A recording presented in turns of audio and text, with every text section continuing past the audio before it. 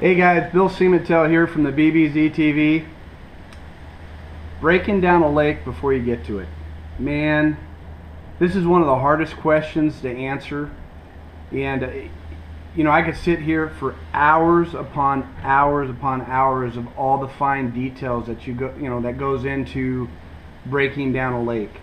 And it's difficult. And this is where that saying, time on the water. Time on the water is so crucial of being there and understanding key things that happen while you're on the water that might change the mood of the fish for hitting, or running up lake compared to going down lake, or fishing clear water to dirty water. There's so many different elements into fishing, but I try to break it down in a really simplistic way. And hopefully this video won't go for like 30-40 minutes or an hour, which it could. But the biggest thing, what I try to do is I try to get rid of the water. Any body of, any lake. I'm going to go to Lake Mead and Lake Havasu on back-to-back tournaments.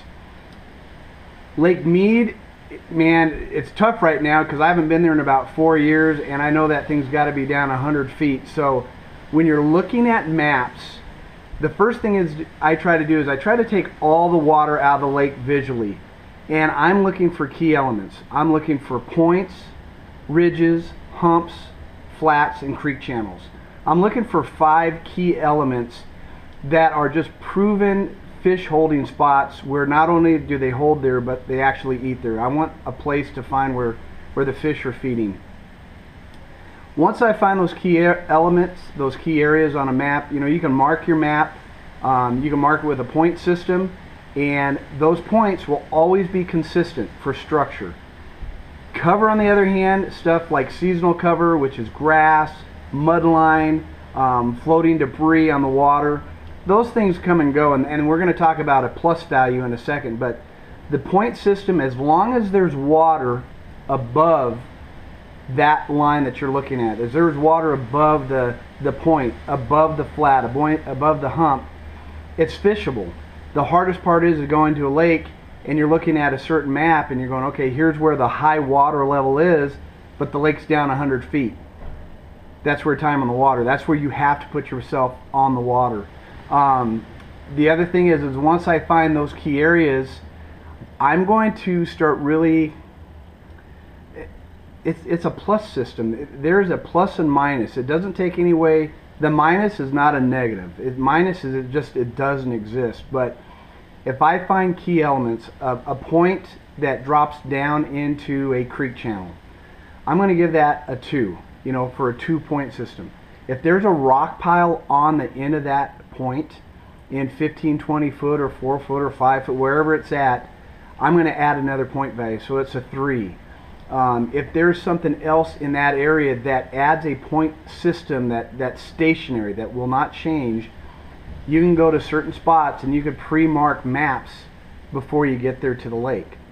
Now the interesting thing is you could have a spot that's got a 5-point system, and it's good. It's always going to have the potential for catching quality fish there. But across the lake you might have a tapering bank with pea gravel rock on it, and the wind's blowing into it, which is a plus value. This is where those plus values come in. The wind blows into it, which is a +1. It creates a mud line, so there's a +2. You have a wind and a mud line. Bait fish move in the area, so you have a +3. And then you see bass busting, there's +4. That's the ultimate plus sign. So you might have an area that's only rated like a 3 or a 2 with 4 pluses on it, and those are the patterns. That's the stuff that I start looking for to really pinpoint areas on catching these fish. Now I might have a point system that has 5 for the point, but it has 0 on the plus factor. I don't see any bait, I don't see any fish, there's no wind on the bank, it's flat calm. But on the other side of the lake I might have a point area that has a flat that's rated a 2 or a 3, but it has 5 or 6 plus values on it, and that's where you're going to catch the fish. And that's the biggest thing on pre-fishing a lake, is you can only do so much at your house. You can only do so much looking at a map.